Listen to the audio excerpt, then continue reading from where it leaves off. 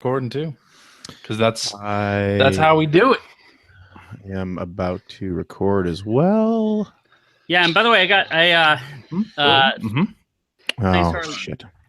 Thanks to our listeners, I have 31 people on my friends list now, but only one other Player One podcast member. I can't imagine how long it would have taken to add all those people to your friends list with all those codes you had to type in.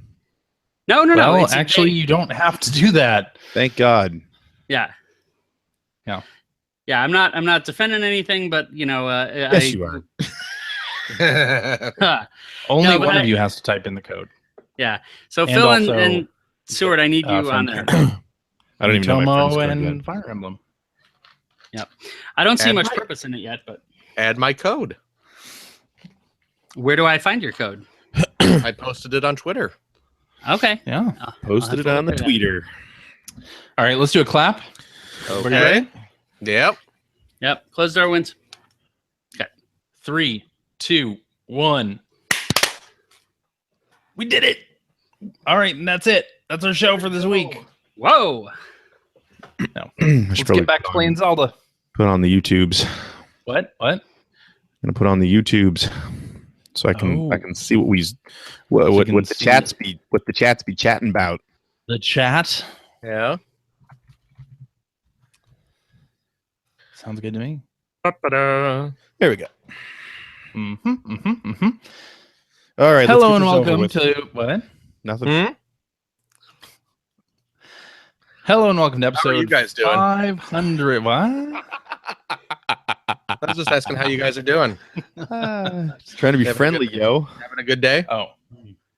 Good day Yeah. to last place 09 and worth Nintendo. Yeah. Just saying. All right. Hello and welcome to You guys episode have a good flight home from GDC? All right. Player One podcast for Tuesday, March 7th, 2017. I'm your host, Chris Johnston. With me, as always, back in Canada, Mr. Greg Seward. It is 20 degrees colder here than it was in San Francisco. Oh, God. Hmm. Ugh.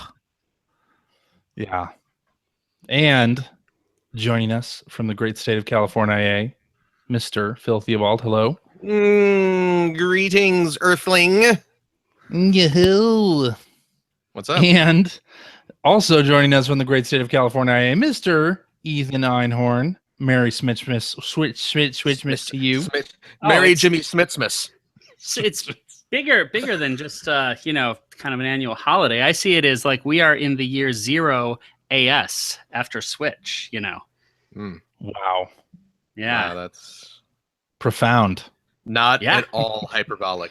That's our Ethan. That's Not at right. all. Yeah. All right. It's it's a few days after Switchmas now. Well, the Switch is out. Yes. Mhm. Clearly, we're all very excited. Yes. So I guess we should start with some launch stories. Ah! And Stupid for rain for makes that, it so I can't climb these cliffs. for that, I'll start with Mr. Ethan Einhorn. We want to hear Yeah. all about your launch experience. Sure thing. Well, I really tried to do it up with Switchmas. So on that Thursday for me, not Friday, I was really excited, really hard to get through a workday. Really focusing hard. on You were that. excited and really hard. Ethan was really hard that day. Yep. That's how it happens. They come in pairs. So I ended up going What? to I ended up going to get a little lobster dinner. Then headed out to see Logan with enemy of the show Chris Baker, which was fun because he was at Marvel for a couple years. Where did you- Then So he's pointing out all the inconsistencies, right? Is Yeah. that what you're saying? he loved it actually, as did I. Why does Wolverine only have 2 claws? He's bound to say. Where did you get lobster at? I got lobster at Westfield Mall. It was That's where I love getting my lobster. Oh, fresh, man. fresh Atlantic Best lobster in lobster. the Westfield Mall, San Straight Francisco. from the mall. Yeah. That was a pricey $32 mall dinner. Let me tell you. Hmm. Mm-hmm. That's Catch of the day. I like how you really trying to play up your experience there. And yeah, I had a lobster dinner. Did you? Did you really?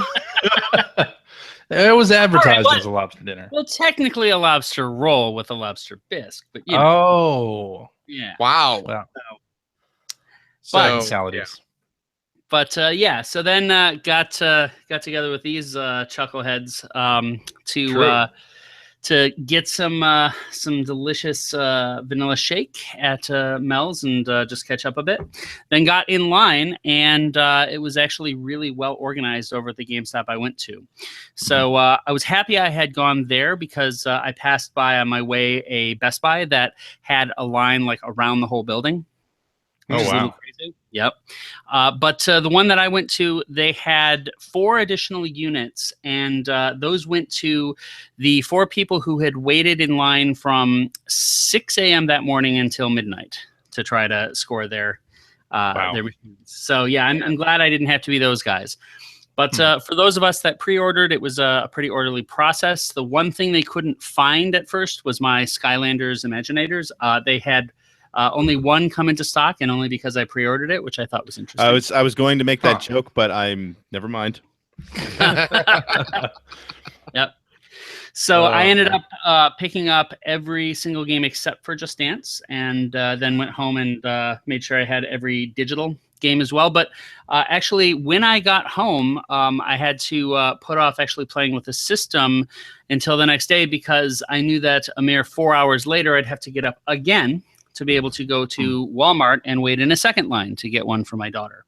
So ended up doing that, had GDC and show floor duties for the rest of that day. It was painful because that's kind of, wearying, grinding work to begin with. But then when you know you have something so fun at home and you're on 4 hours of sleep, it can be a little rough.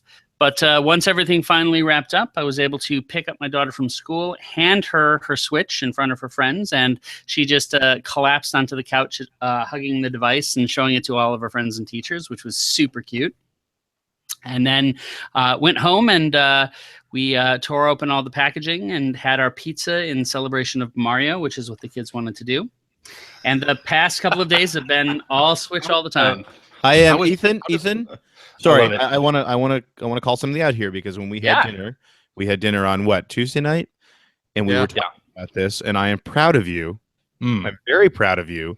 Oh yeah, to open your console with your daughter, and I mean that. I did. I mean that sincerely because that will be where she's so excited. That'll be a memory that she carries with her forever. I agree.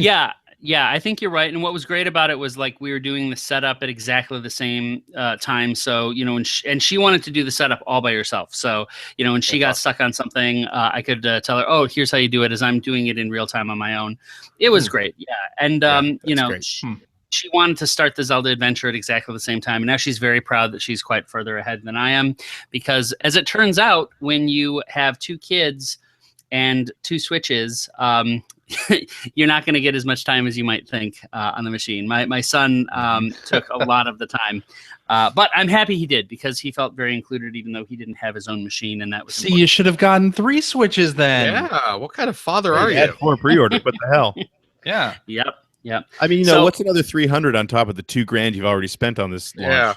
Yeah. That's a good question, and I can answer it. $300 roughly is what it cost me to get a brand new 32-inch 1080p TV to replace my shitty old Insignia. Pardon my language. Wow. And so now I have a great TV in the bedroom as well as the living room, and so having 2 docks, I can just kind of be wherever I want with an amazing experience. So I cannot honestly remember being happier about a purchase of merchandise since ever.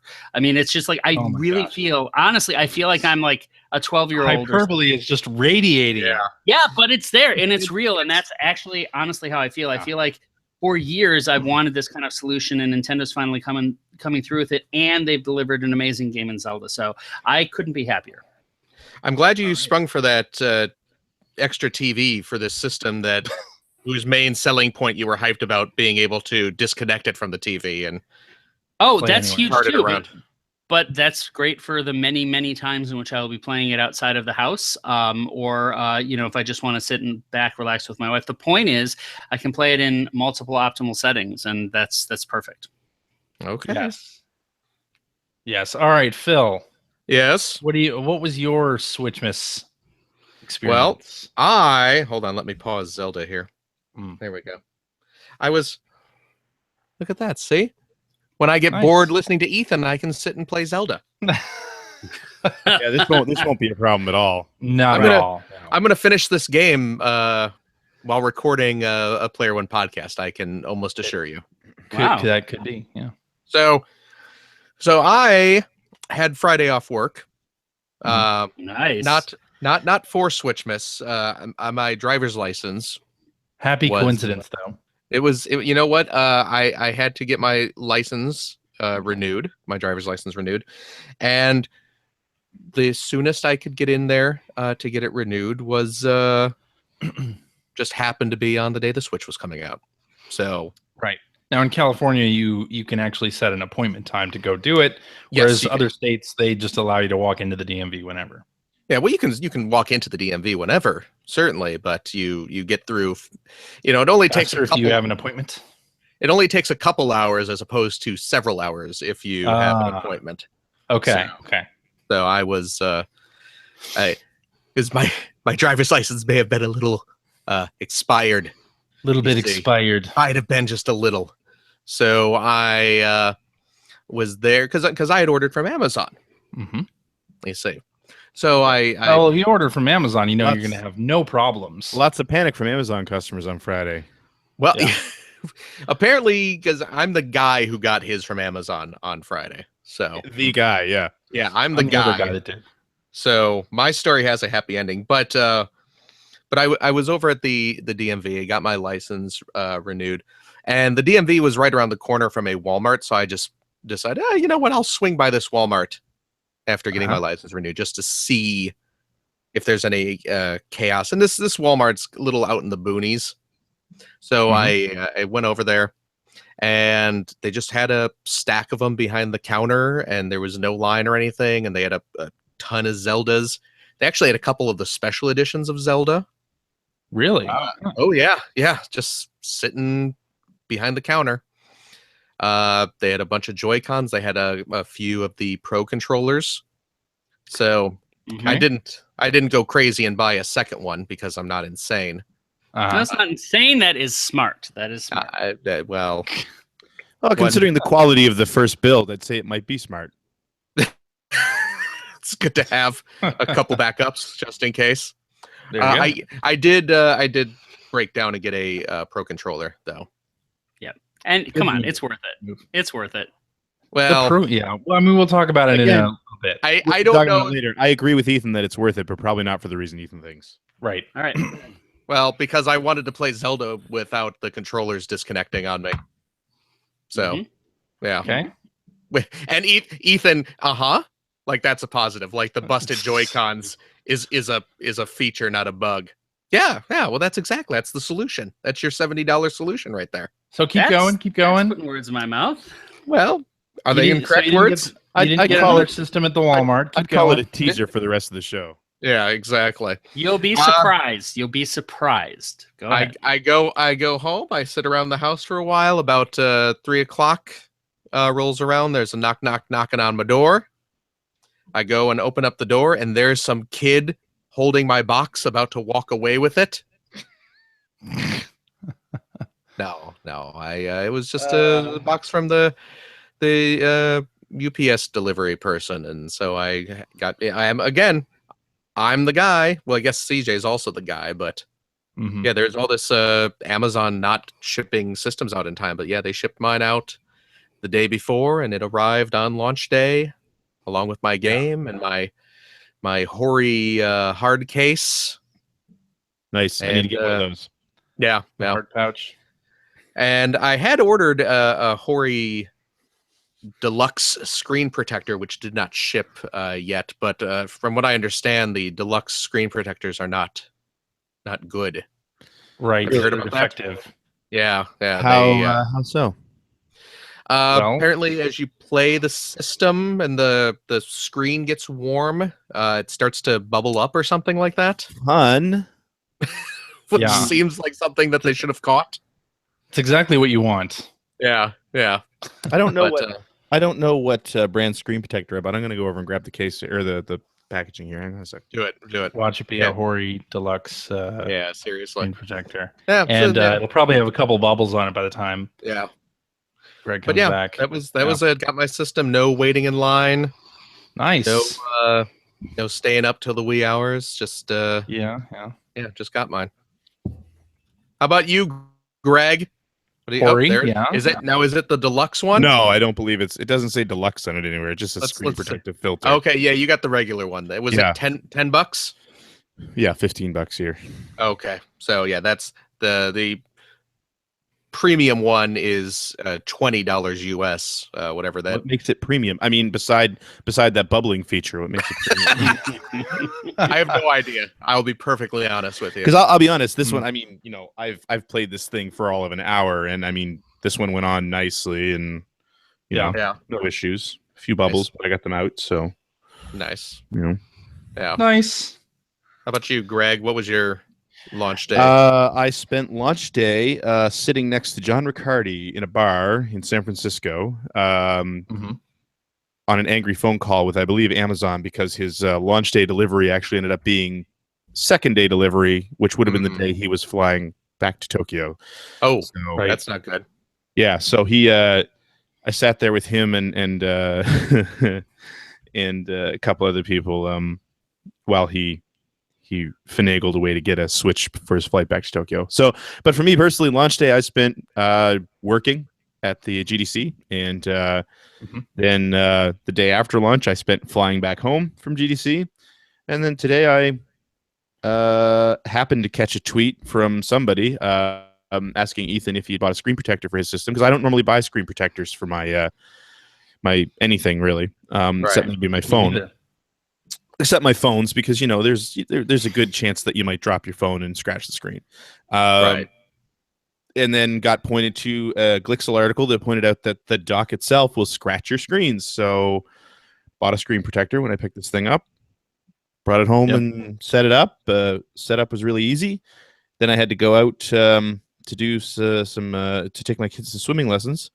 Came back to play Zelda and could not play in tablet mode because the left Joy-Con did not want to recognize that it was connected to the screen. Oh, And when you're playing, when you're navigating menus on the system, that's fine. Although you'll see the little icon switch between the Joy-Cons being detached and the Joy-Con being attached. Because my right Joy-Con was recognized, left Joy-Con wouldn't work. It worked outside of the game, but when you play Zelda, the Joy-Cons have to be either both detached or both attached. So, so I messed around with that for a while. Looked on the internet, found a fix. I hope that stays, which was just that I had to resync everything. Okay. And yeah, so I only got about an hour's worth of Zelda in so far, but that's my launch. nice. Very nice. It's not really that nice. His thing No, was not working. not at all. Actually, I'm not really happy with the whole experience yet, to be honest. But Okay. oh, and the other thing is for some reason this thing cannot. I don't know what if there's a range issue, but I'm sitting here and my phone has full bars on my wireless network, and my Switch can't connect. I have noticed that as well. So that's fun. Doesn't really have a great Wi-Fi No. signal in there. So my launch day Friday was the last day of GDC for me. I witnessed the launch in San Francisco from my hotel room, which was overlooking the GameStop. I walked by that line 2 or 3 times that day. And the next morning, the line was still around the corner. It was funny because the line for Switch was actually mingling with the homeless at one point. So everyone just decided to start urinating on the sidewalk. All right then. Or defecating in the elevators. Yeah. Or escalators, actually. Wow. Okay. Where to go after that? Welcome to San Francisco. So yeah, I watched the midnight launch there from my hotel room. I guess the Zelda dev team was at that GameStop. Oh, really? Cool. As it midnight. That's yeah. pretty cool. If I'd known that, I would have Nice. down. Yeah. And then I flew back to Atlanta on Friday, and longest flight ever.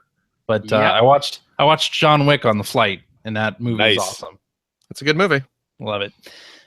So yeah, I got home and my Switch had not arrived yet, and the shipper was Amazon Logistics.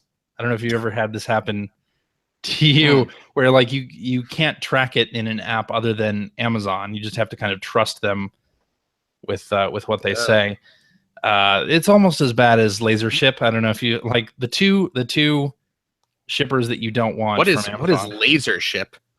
Laser Ship is like it's like a FedEx or a UPS, but it's very bad. But it's made up. They're not. Yeah, it sounds like it's straight out of an '80s film. They're not reliable. Let's just say not reliable. But 6:30 rolls around, and Amazon Logistics is there ringing my doorbell, and had my Switch with my Zelda hint guide and my Pro controller. Did you get the hard cover or the soft cover? I got the hard pouch. The hoary. I'm talking about the Zelda guide. Zelda guide. Oh, the Zelda guide, a soft cover, of course. Oh, okay. Yeah, I never go for the collector's edition stuff on those. Yeah, I got successly upsold. Yeah, I love it though, but yeah, I can't imagine anyone successfully upsold you on something to do with the Switch, Ethan. How did that happen? It's a really nice guide. And actually, I don't know what the price was at GameStop, but they were offering it for quite a discount on Amazon prior to launch. So I think I paid like $12.99 for it. So it was totally nice. It's a good price.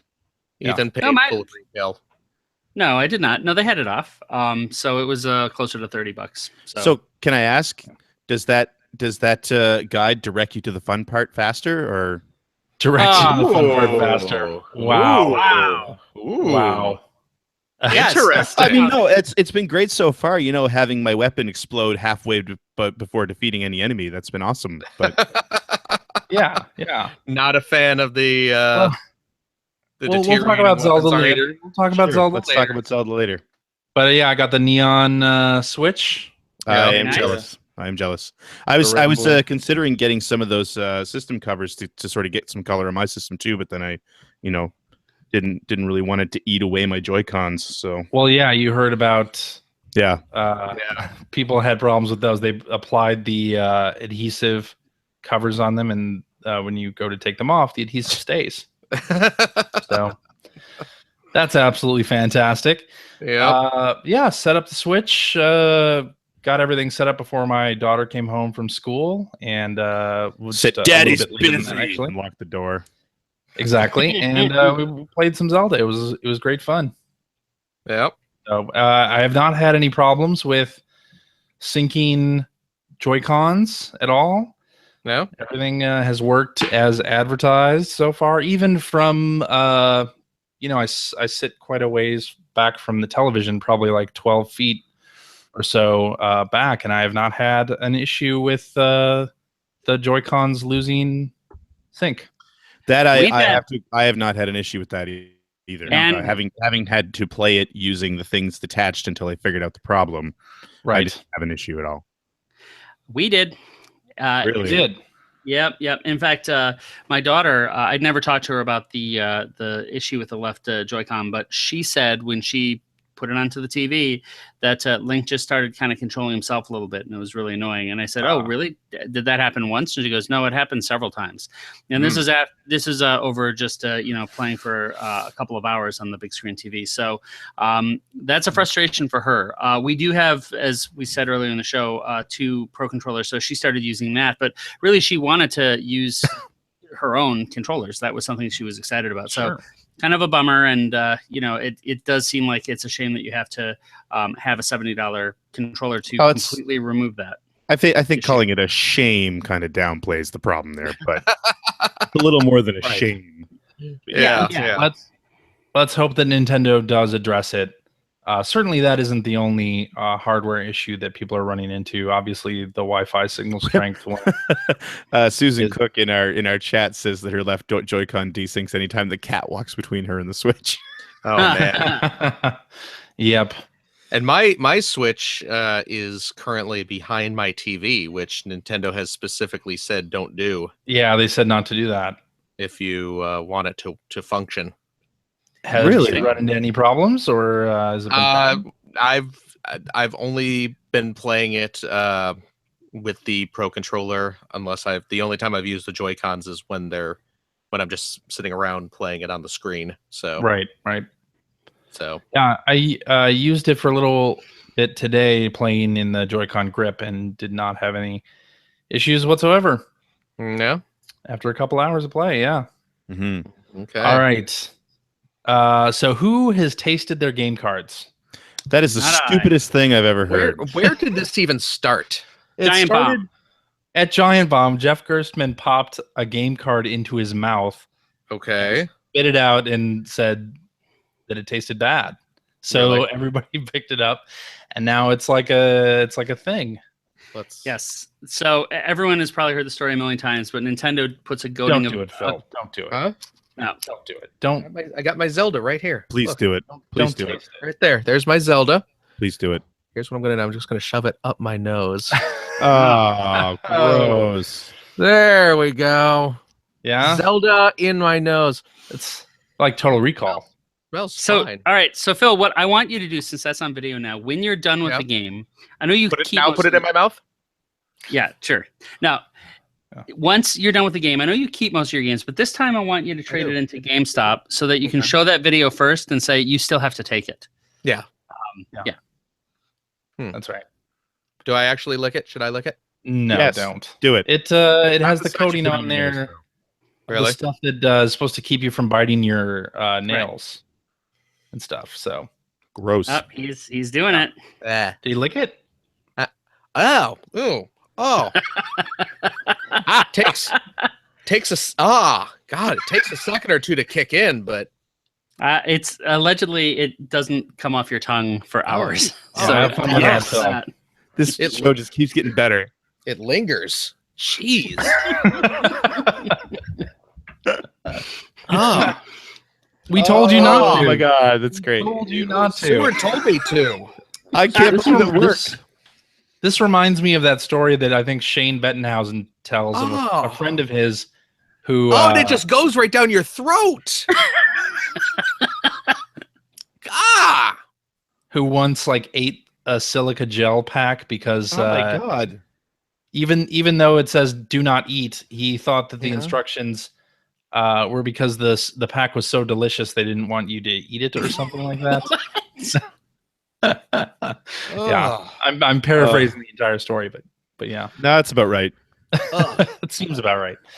Oh.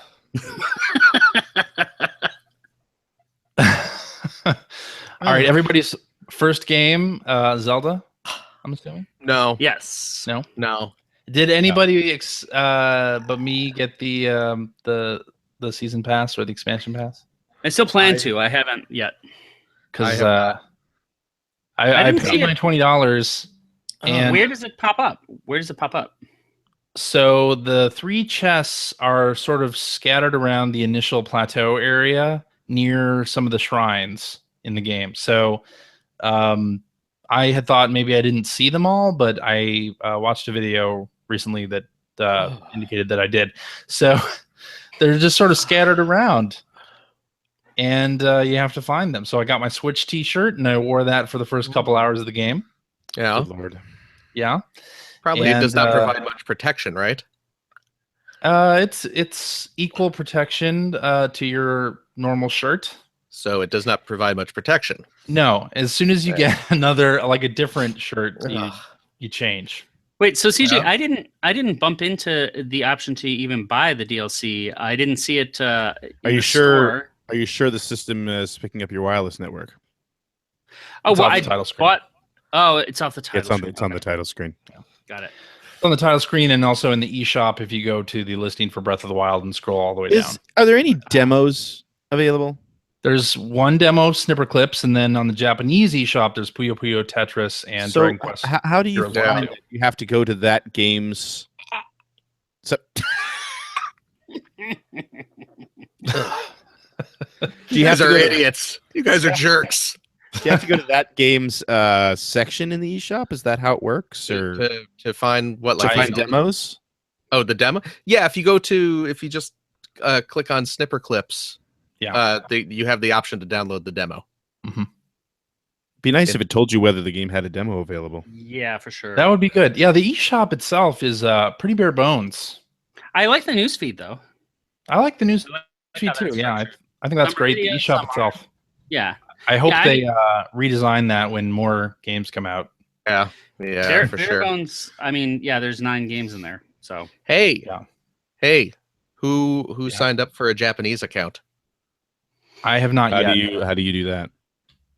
Well, you need to create a new Nintendo account. Just with like a separate email address, Okay. and you just say that you're in Japan, and then you add that user. You just add a new user to your Switch. Okay. Sign in that user with your Japanese account, and you can go to the Japanese eShop. Right There you go. I You could can be download the free demos. I could be playing Blaster Master Zero right now if I wanted to. That's right. I'm gonna wait You for could. the English version, but I'm excited to play that. You only Yeah, have to man. wait a couple more days. well, that's just it. That's why I didn't. is Although- there any early buzz on it? Anyone play it? download some Jeremy Japanese Parrish said it looked great, but I don't know if he actually got to play it or not. stuff? Okay. I could tell you it looks great. Yeah. It does. It's Inti Creates, right? Yes. There's a bunch of video of it from GDC. Nintendo had a little Nindies press event. Where there's quite a few. There's footage of SteamWorld Dig 2. Yeah. I am Can't wait. super excited about. I like that game. Yes. Well, I Yeah, like the first I game. beat the first one. Yeah. Yeah. I beat the first one several times yeah. on No multiple kidding. systems. Yeah. No kidding. Oh. Yeah. Oh. Does it? Is it still?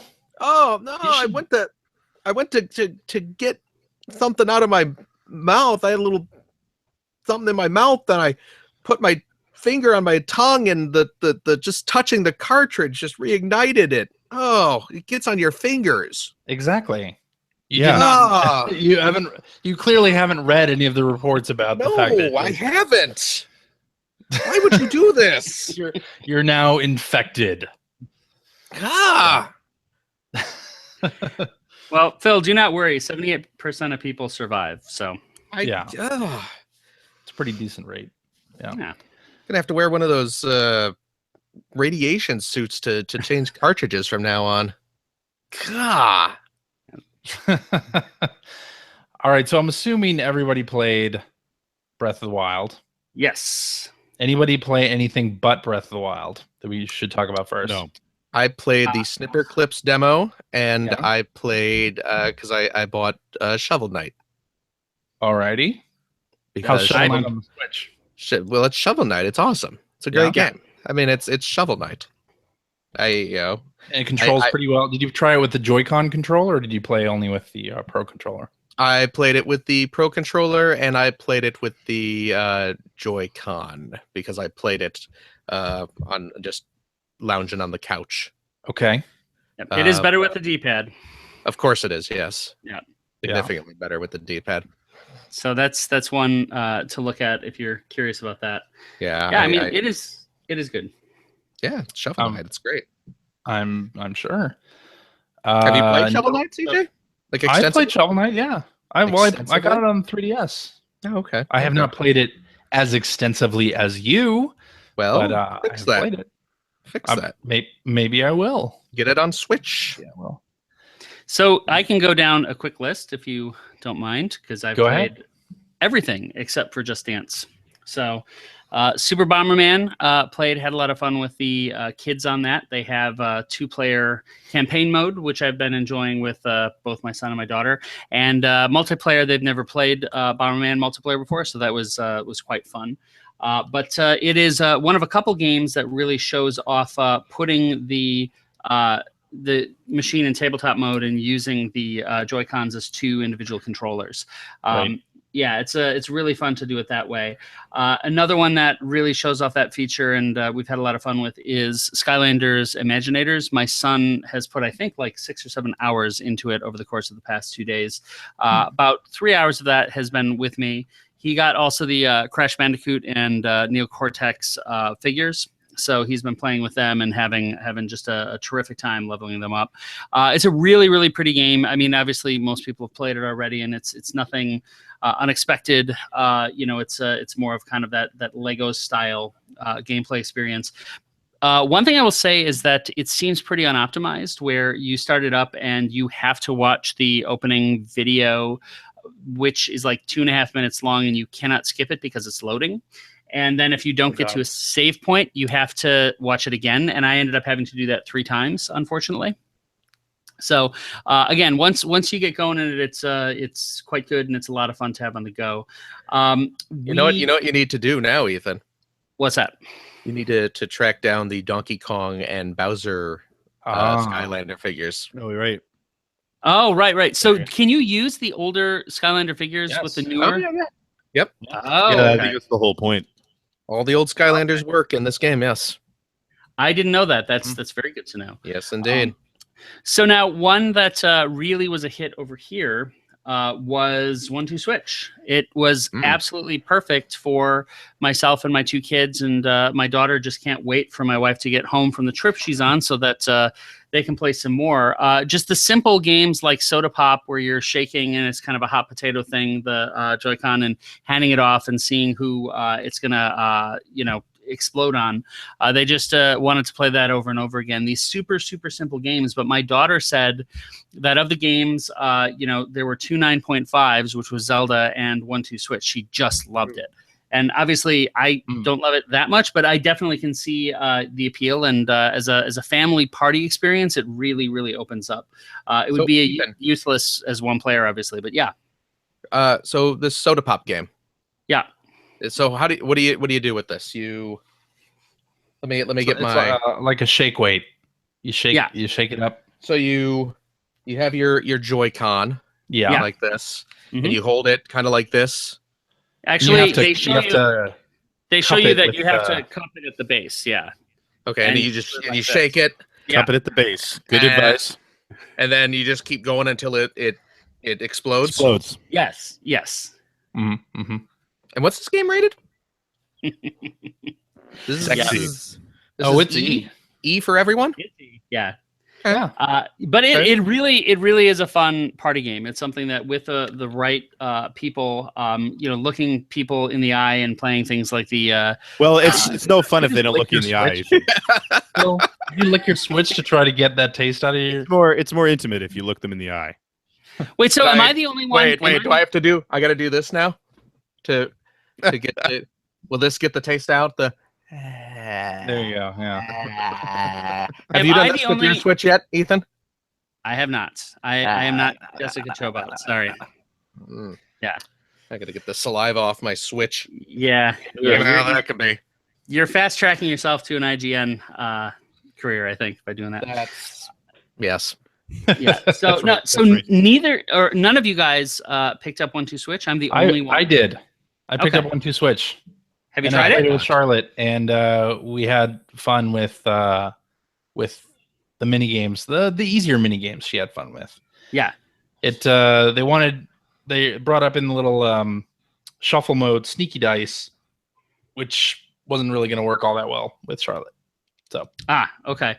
And I warned this is going to happen. My wife just got home, so I'm going to have to take a quick break. I will be back when she's settled in. Do it. All right. It's like we need to take a break too.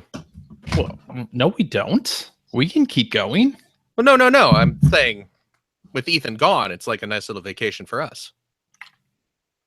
Oh, you're right. I'm poking some of our trademark fun. Oh, right. How we'll always kind of poke a little fun at each other. That's kind of our little friendly zingers that we toss at each other. Luckily, he left his microphone on.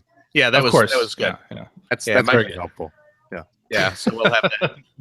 We can hear everything. Ethan, come back and Let me see if I can mute him. There we go. I can do it. Yeah. There you go. Okay, there's a Done. remote. There, that worked. Yay. Whew. Nicely. Now everybody is spared that. Yeah, I played 1-2 Switch, and at first you have to play a few of the games to unlock all 28. So they sort of make you do at least 5 of the more simple games, and then it unlocks the full spectrum of stuff. So that's pretty nice. At least you don't have to do more to unlock like every little game. It's like it basically just wants you to learn the different types of games that are in there, and then it opens all of them up. So I see. I played the little Wizard Duel game with Charlotte. That was a lot of fun. She totally beat the heck out of me in that one, but I beat her in boxing. And now she can't play the Switch at all. That's right. She can't feel the left side of her face. She was really good at the counting the balls game too. Yeah. She was able to get that right as well. Well, she's at prime learning to count age. That's right.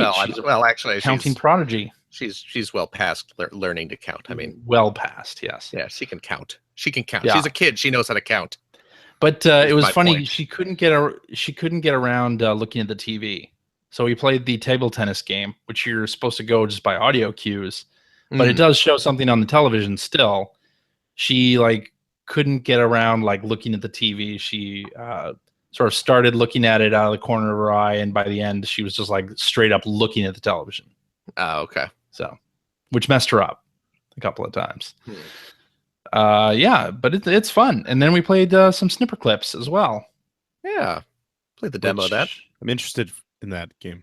It's a fun little game. Yeah. Looks cool. Only played a couple of stages. It's cute. I don't know if I'm going to buy it though. Yeah. I need this game. Yeah. It seems like something that if I played it multiplayer, like with Dana, we would probably just both get really irritated with each other. I think that's part of the. Isn't that the point?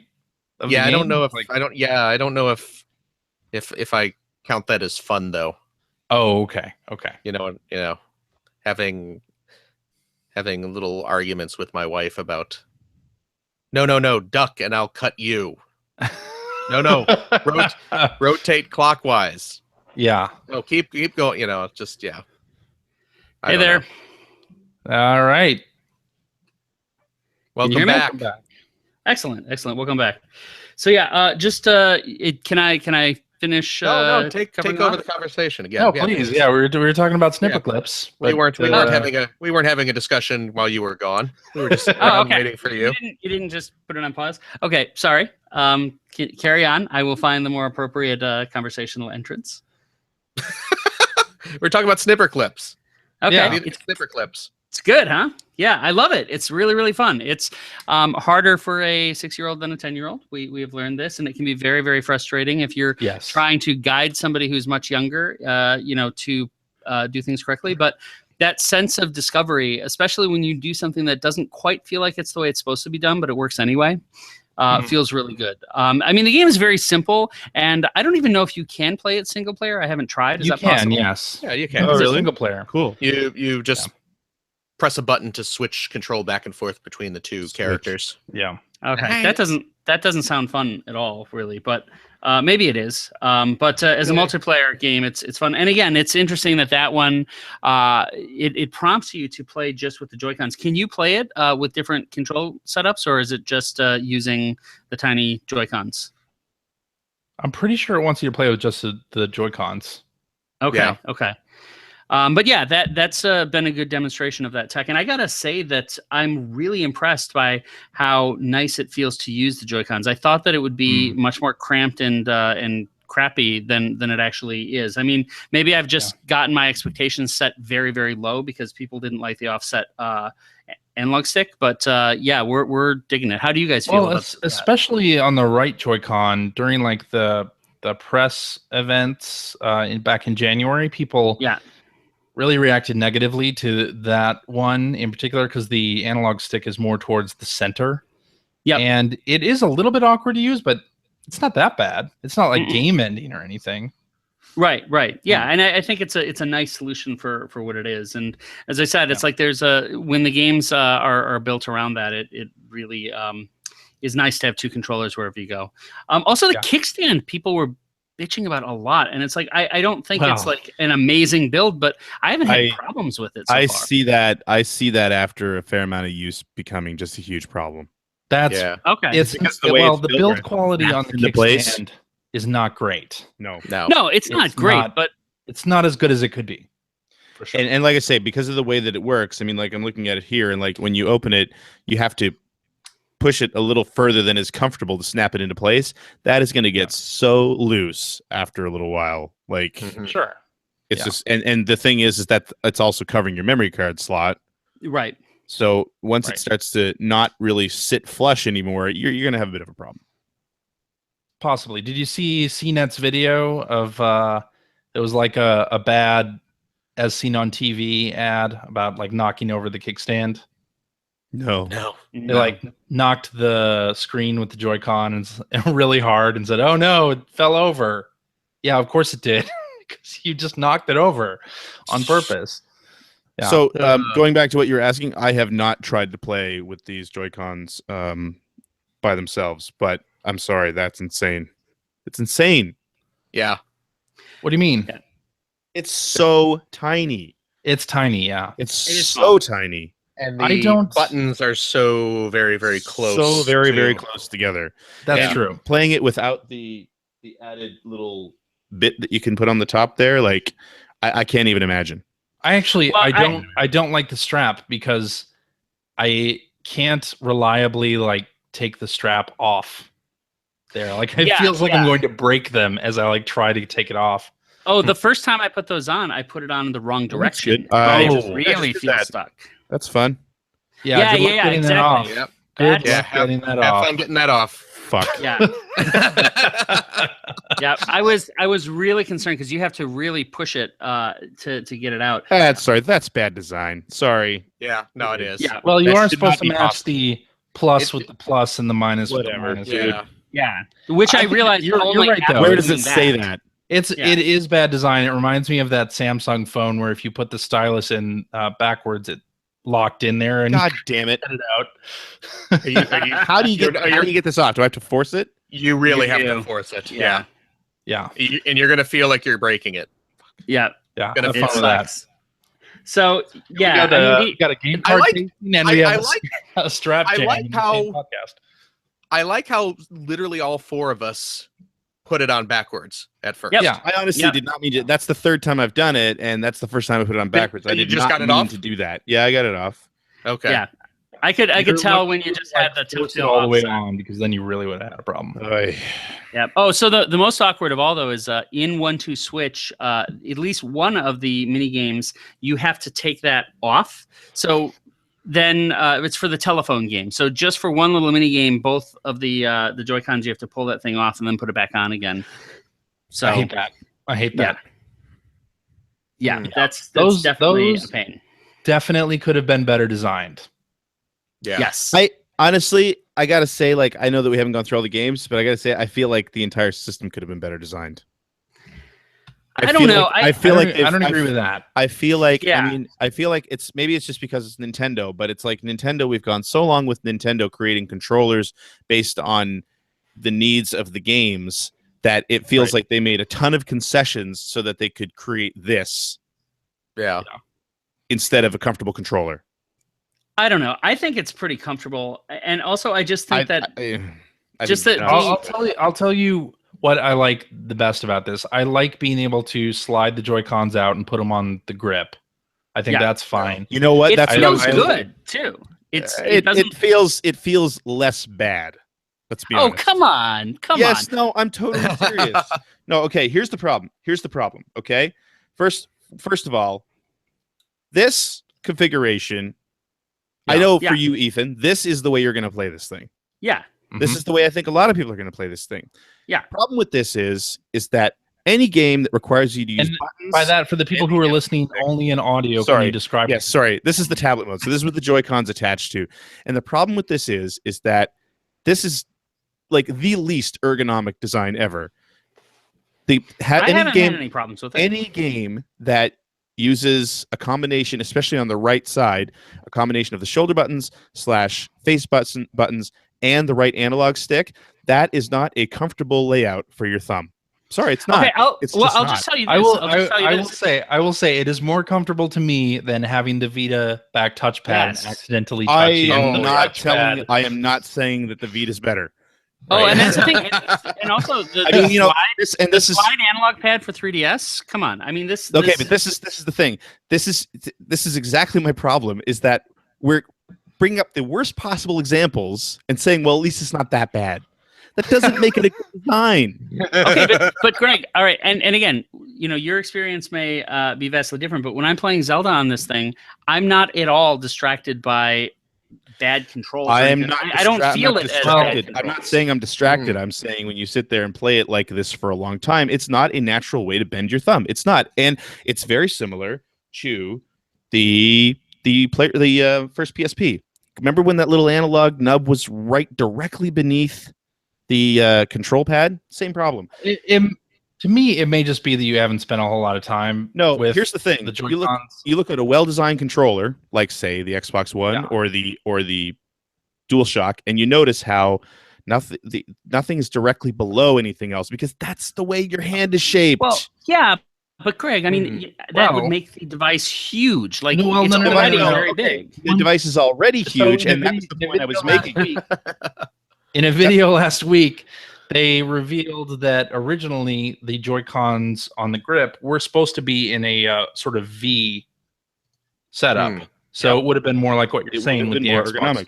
But it would look like crap, and it would destroy the portability of it. Right. But that doesn't doesn't make it good. And that's what I'm saying is they've made that concession in the hopes of keeping this thing as portable as they possibly could.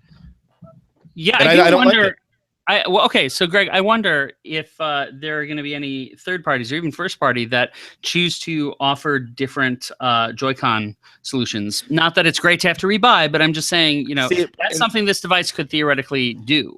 It could, but see, again, that to me, that's not really a solution because the other thing that the other problem I think that this system has is way too many hidden costs.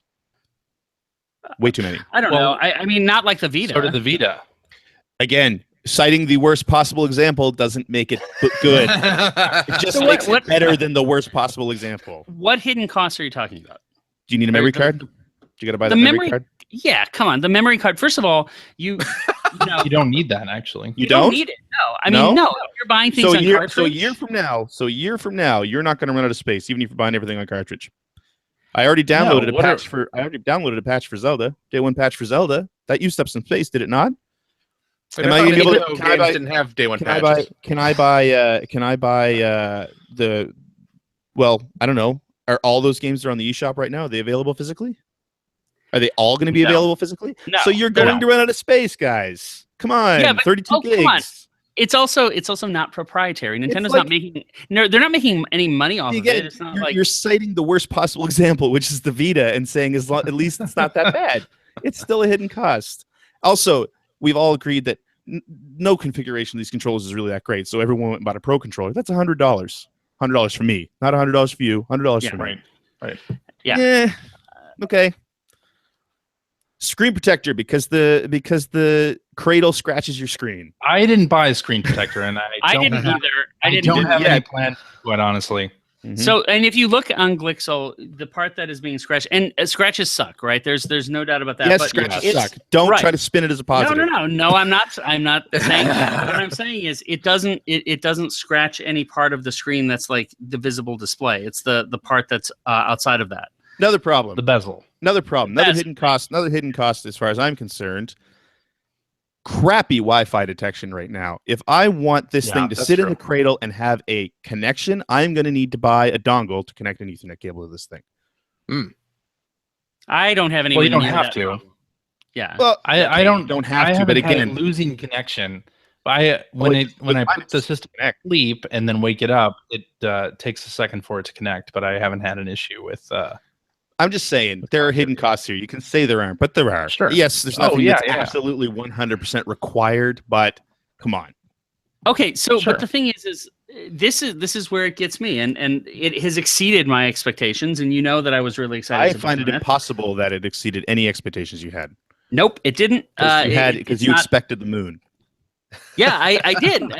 But the thing is again, it is like it's so easy to pull it in and out of that cradle. It just feels good to snap on those Joy-Cons, which I thought would be a major pain in the ass. It's not. And then just being able to have all these different configurations, it was awesome to go to the local diner this morning with my kids and be able to keep playing Skylanders because my son was so excited about it with those tiny Joy-Cons. It's convenient. Don't get me wrong. It's amazingly convenient. Sure. But they're still crappy controllers. Right. I loved being able to play Zelda last night on the TV, and my family decided they wanted to go upstairs. Took the thing upstairs, and I plugged it into the dock that is in my office right behind me, and continued playing Zelda. Then wanted to play from bed, picked it up. Went and played from bed like nothing. That super right there. Don't get me wrong. I will not argue that. Super convenient. But I'm just saying that. I mean, there's the other thing too. You got to buy a case. You got to buy a case. Yeah. Right. If you're gonna take it anywhere, you got to have a case. Yeah. But that's the case. That's the case for every handheld. No, it's not. The 3DS doesn't need that. Oh, the iPhone. Okay, fine. The 3DS, but like your iPhone even. Oh, fine. The 3DS, but that doesn't count because that's okay. But if you had a 2DS, no, that's right. For it. Anything with an open screen, yes. Well, I agree, but and again, not saying it's not a problem elsewhere, but it's still something you got to buy for this thing. It's riddled with hidden costs. That's all I'm saying. Okay, and you know what? I'm not disagreeing with those things, entirely. I'm just saying that like the feeling of joy and liberation that I get from it so far makes up for all of that. Because I remember when the remote play got launched, I was hunting for places out here that would have strong enough Wi-Fi where I could play NAC and stuff like that, like at a coffee shop, right? I could find, for instance, in the city, which is quite a distance from where I live, like one ramen shop where I could play Dragon Age Inquisition badly. And I was really excited about that, right? Now I can actually take that stuff with me wherever I go, and it's actually on the device. I love that. It's so great. Yeah. Agree. I'm not disagreeing with any of that. I'm just saying, from an industrial design standpoint, I am not happy with this thing. I find it uncomfortable to play. I'm actually really happy with this thing. Yeah. I like the flexibility. I'll agree that the build quality of the kickstand is poor. I think the Wi-Fi signal strength thing could certainly be better. But overall, I like it a lot. I love it so much. And here's a big thing is that when I look at what next generation is, I think that can be different things for different people. I've said over and over again on the show that playing Xbox One and PS4 games, they don't look and feel that different to me than the past generation. But like adding Twitch, having more games as a service type stuff, that's not exciting to me. Having access everywhere, that's what's next gen. So for me personally, I think that this represents a better demonstration of next gen gaming than PS4 and Xbox One. Phil, what do you think? Phil, you've been awfully quiet. I have been because I've been letting Ethan rant. Playing because he's been playing Zelda the whole time. Actually, no. This time I was playing with the Transformer. Oh, okay. Yeah. I think Greg is right about a lot of things. I think he is definitely right about all the hidden costs, which are definitely there. And yes, you do need to get a memory card, and you do need to get a Pro controller, and you do need to get a case, and you probably do need to get a screen protector. Yeah. And Ethan, I don't know about that whole representing next gen. Yeah. I guess it depends on what your definition of next gen is, but yeah, but I'm just saying that and that's why I said it's gonna be different for different people. But like the big thing for me, even when PS4 came out, I was saying that the most important part of next generation to me was remote play, and this kicks the crap out of remote play. So I mean, just having that flexibility is what it's all about for me. No. Yeah, this is what the Vita could have been. Sure. If PlayStation TV had worked out, you could take the same game experience from your TV portably. Yeah, I think to me that's such a great experience that it sort of eclipses all of the little things like, for instance, if you want to play it on a plane and also charge the thing, you can't have it in kickstand mode. I think there are a lot of little things like that a lot of little things that are very non-Nintendo. Lots of little annoyances, little things like that typically Nintendo takes great lengths to avoid. I mean, again, just the fact that all four of us started off putting that little Joy-Con top on backwards and having it get stuck there, that is not a mistake that Nintendo would have made in the past. Right. And I think the bigger one is not being able to charge while it's in kickstand mode. That's a weird thing. That's what I was just going to bring up. Yes, the fact that the kickstand goes out, and if you want to charge it, the plug goes in the bottom. So it's an insane oversight. Yeah. And that's just it. I mean, the multiple configurations are awesome, but it's just strange how, I don't know, it just doesn't feel like a fully realized concept.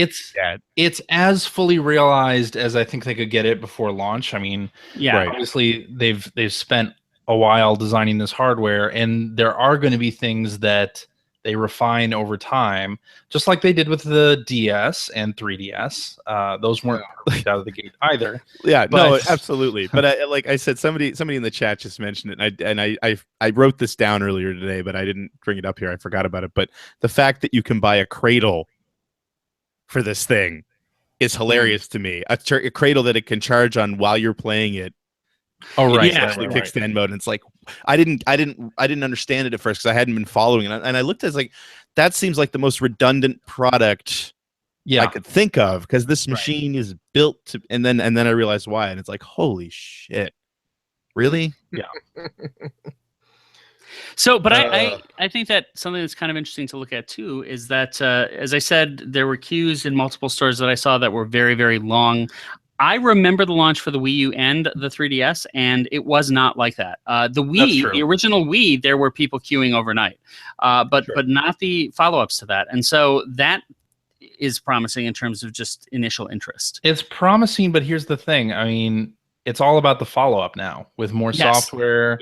And also what people think of this thing. I think word of mouth is going to be, a big thing with this system, and we'll see if people remain interested in it or not. And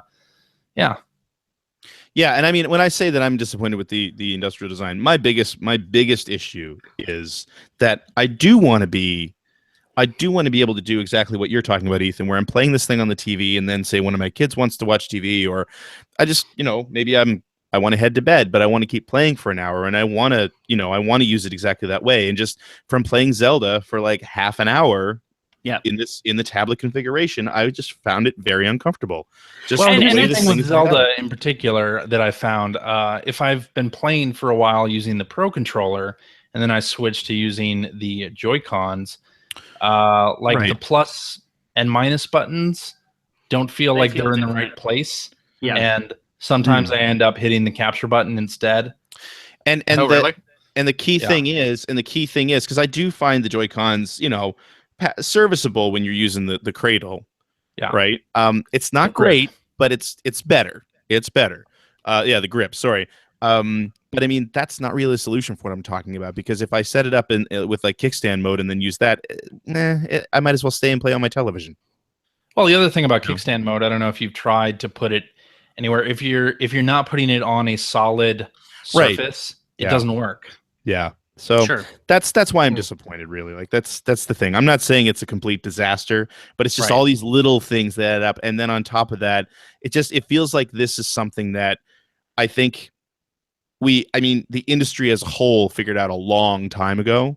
And the fact it feels like this ergonomic design is a slave to what they wanted this thing to be more than being usable. Sure. Which is weird for Nintendo. No, I get that. And that's more of a Sony issue typically. Remember the PSP with its one little flat analog that looked like it was more for like industrial design than actual playability. Yeah. And now here's the thing though, Greg, is as I said, I don't have any discomfort at all, but that's not to say that, obviously what you're experiencing and others maybe isn't real. And it's not as instantly comfortable as something like the Pro Controller is. Right. The Pro Controller looks great. I would love to have one. I don't have $100 to spend on that.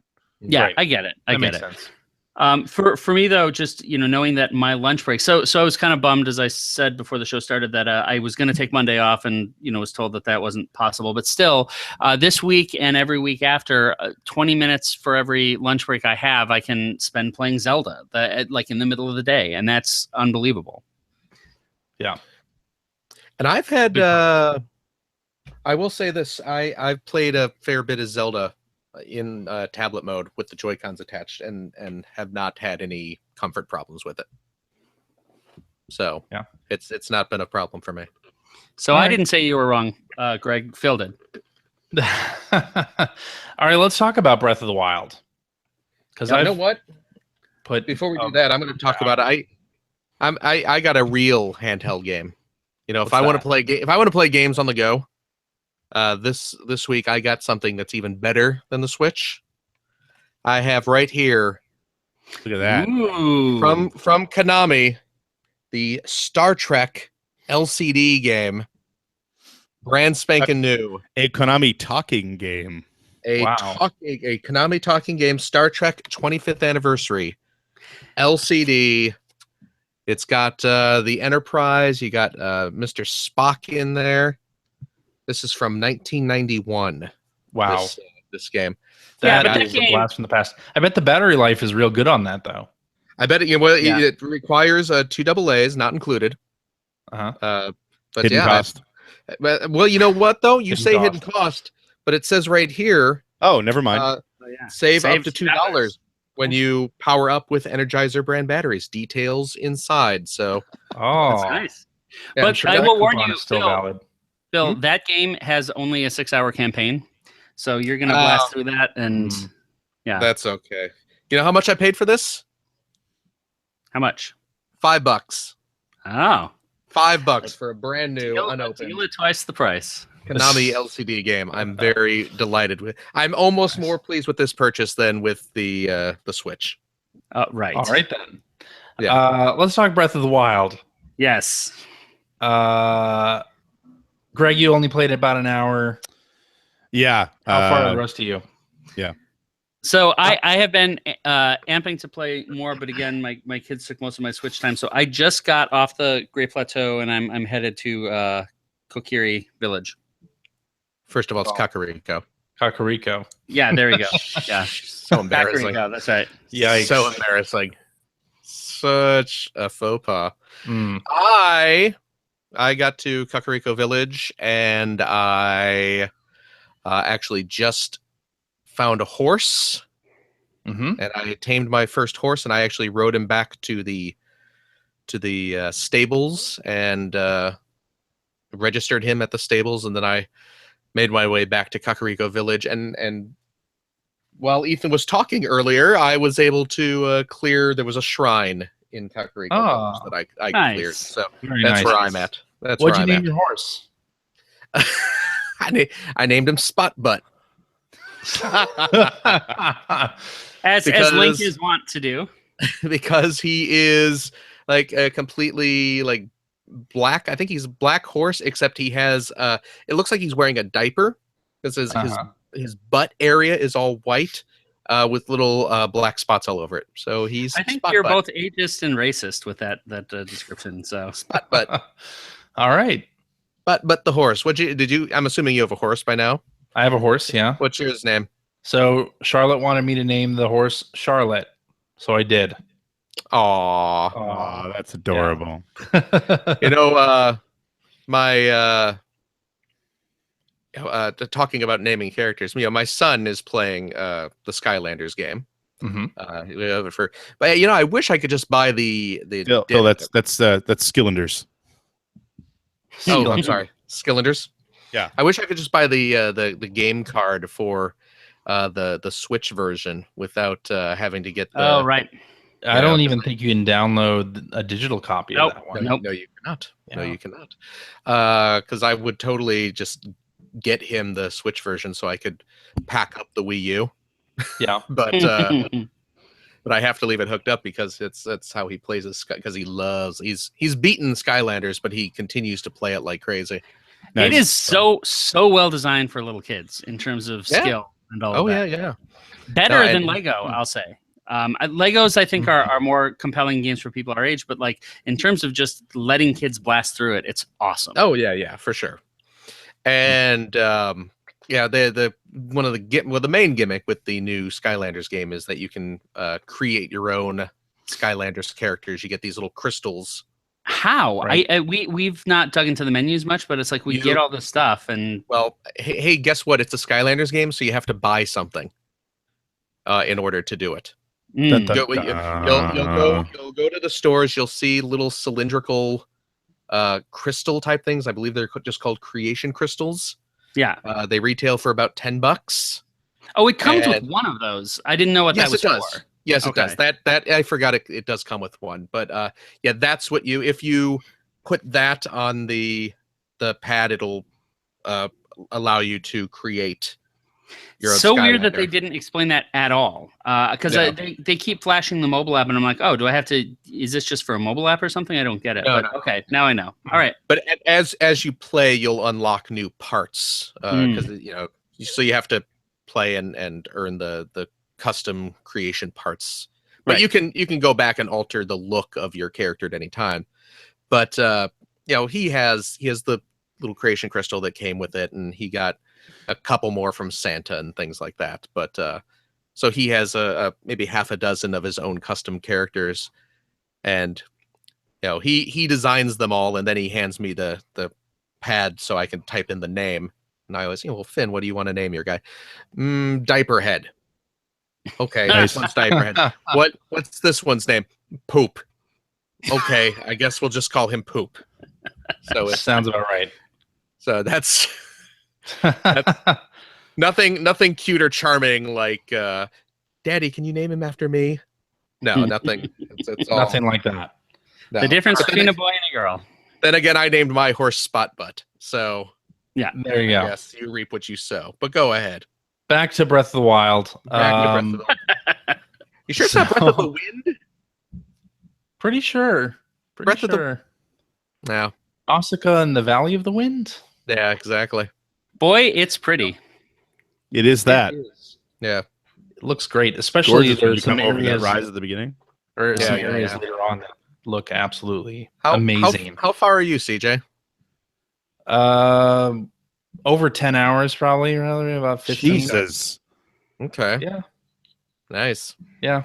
I love the look on his face when he's out in the cold, by the way. Oh, yeah. Yeah. Actually, so the initial starting plateau area, I got to say, having watched many videos of the game from E3 till, the launch of the system, the initial plateau area is not very exciting. No, that was what I was saying. Your weapons break a lot. I was joking kind of when I said, do the guides teach you how to get to the fun faster? But this is such a wet thud of a beginning of a Zelda game. Like it's just boring. It does answer the critics who were upset about the game tutorializing everything. It really just kind of throws you in. I gotta say, but it's mundane. You guys know how much I have complained about Zelda games recently being heavy on the tutorials and suffering immensely because of that. Yeah. And I was delighted to just be kind of tossed into this world, and the fact that I died pretty early on in the game. Oh yeah. And started dying repeatedly. I was very excited about that. Not that I'm not a big fan of games that are overly difficult. Yeah. That's one of the reasons why I couldn't get into like Bloodborne and its ilk. But this felt not at all like the recent Zelda games. It's they just sort of put me in this world and let me go about and explore. And yes, it was a little irritating when all I was finding was tree branches that would break after a couple swipes. And but eventually you start finding better weapons, and especially when you get off of the plateau. So your weapons don't break immediately after you're off the plateau. You know what was killing me? How far are you on the plateau, Seward? I guess we should warn that some early game spoilers here.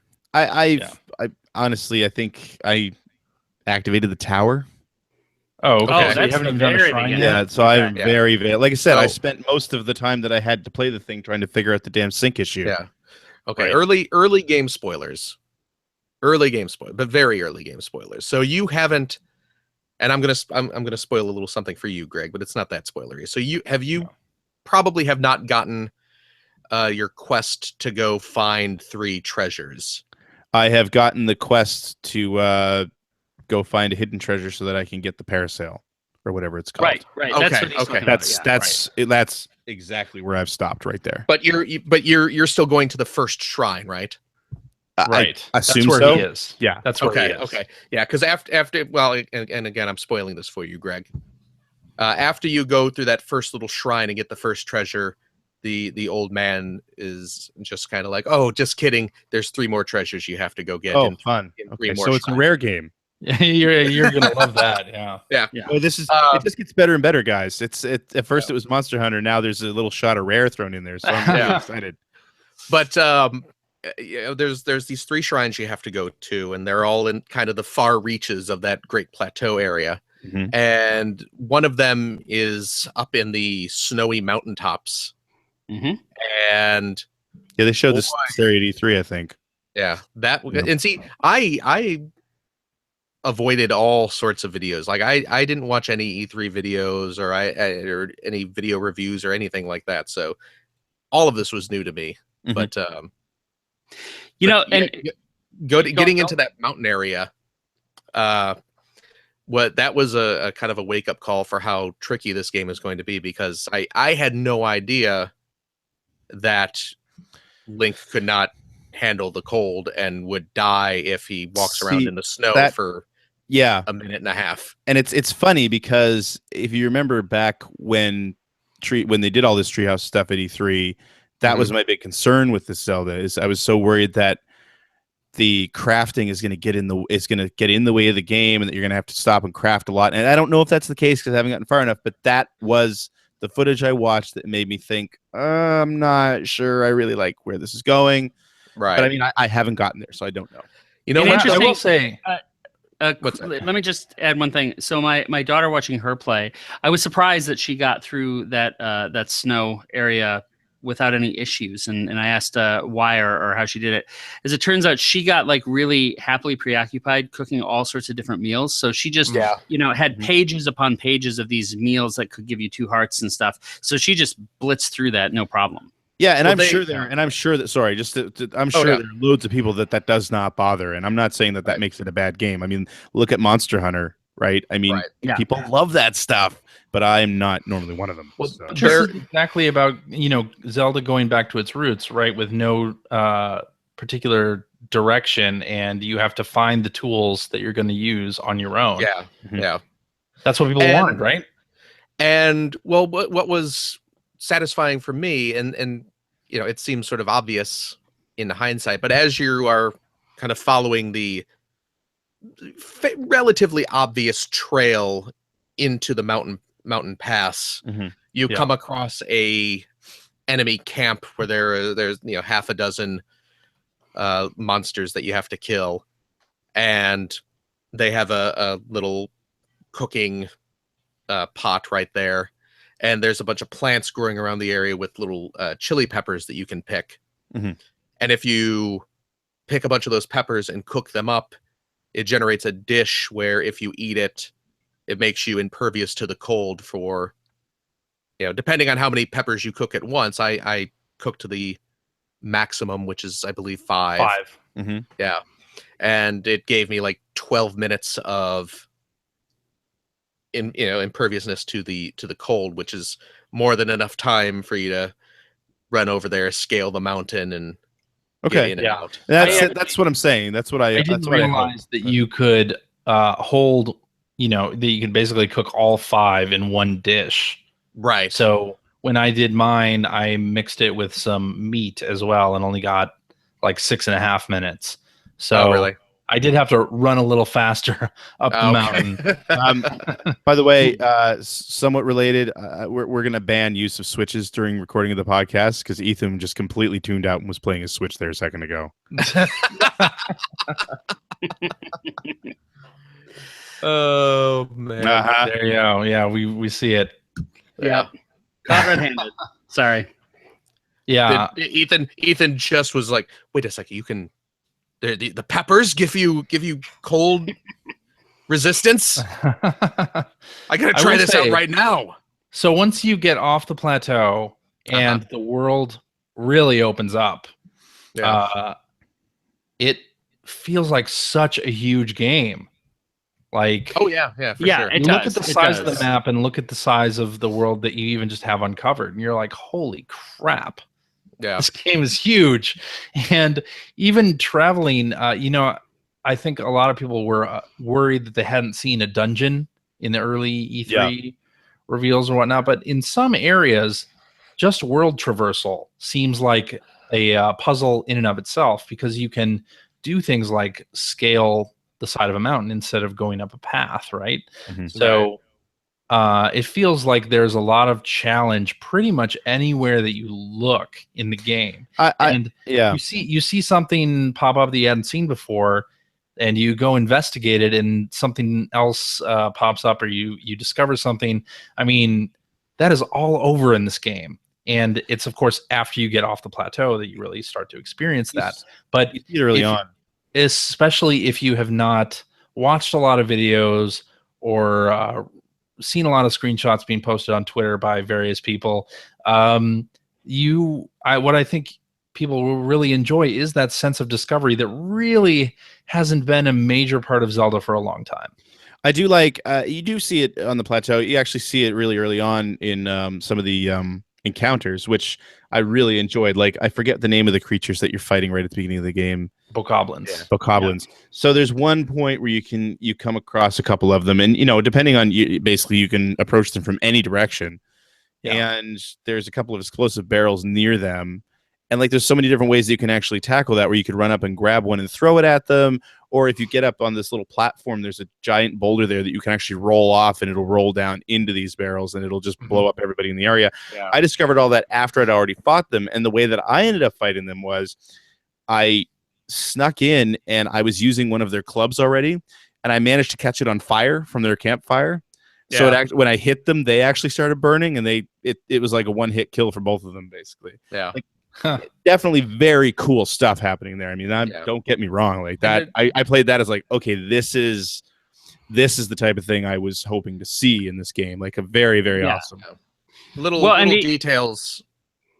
Sorry, real quick, but like just a little details that I like when you are getting ready to come up to some of the bad guys to fight. If you do catch them unaware at their camp, yes, you'll notice like they'll have they won't be armed. Their weapons will actually be, they'll run and grab them, sitting away, kind of just propped up on a log. And yeah, if you get in there quick enough, you can actually start knocking them down before they even get a chance to pick up their weapons. Well, and one other ad, I think that, and clearly this was the design before it went over to Switch, but what works so well is that with some of that crafting stuff, Greg, that you're a little concerned about, like, those experiences are really, really good for very short-term play. So this game is really well suited to, I have 5 minutes, I can do something meaningful and then turn it off. I have 2 hours and I can go on a big adventure and then stop playing. It really suits any way you're going to play it.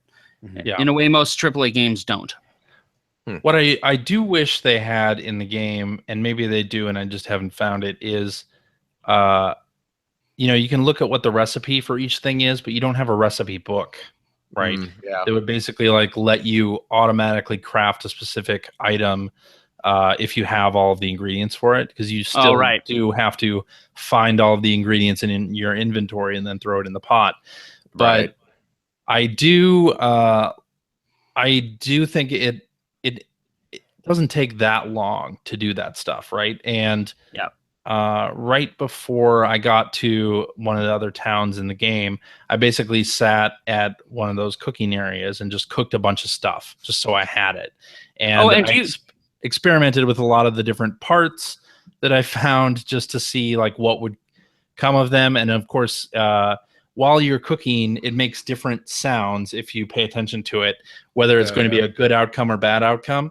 Oh, cool. And I love the bad outcome dish. I don't know if you've run into the dubious food or whatever. The dubious food where it's a little bit pixelated, like it's so crappy, it's not even going to show you. It's censored. I for whatever reason, I found that when I put springs in the food, that happens every single time. Well, don't put springs in your food, I think is the lesson for that. How much metal do you eat on a daily basis, Ethan? You'd probably be surprised. Yeah. But iron in your diet. It's it is kind of fun to play around with that stuff, but it feels like you're actually on an adventure. And one of my favorite things is that it's not like the Ubisoft games where you just have this map filled with junk. You actually put the markers on the map and you have all those different selections for what type of marker you want to place. So whenever, for instance, I get to a place where I can cook, I put a marker there. And it feels like I'm, the adventurer and not just kind of, being in a position where I'm walking through someone else's adventure. That's a good point. Yeah, I didn't even think about putting some of the markers on there. So on your slate, there are more than even just the colored markers that are there. You can actually like make sort of a map key. You sort of make that yourself. So whereas Ubisoft, you unlock that or whatever, but in this you could get that detailed, I suppose, if you wanted to, but you don't have to. You don't have to junk up the map with that stuff. Well, even when you are given directions by someone as to how to get to Kakariko Village, is that correct? Kakariko Village. Kakariko Village. Thank you. Have you played a Zelda game before? Yes, and I know that Kakariko Village is in prior games. I remember spending a lot of time in there in Ocarina of Time, but I just didn't remember how to pronounce it. So anyway. How weird do you think it would be if Zelda was a girl, Ethan? I'd be fine with that. Yeah. Of course Zelda's a girl. What do you... Okay, now you're being... That's it. Numero uno. Yeah.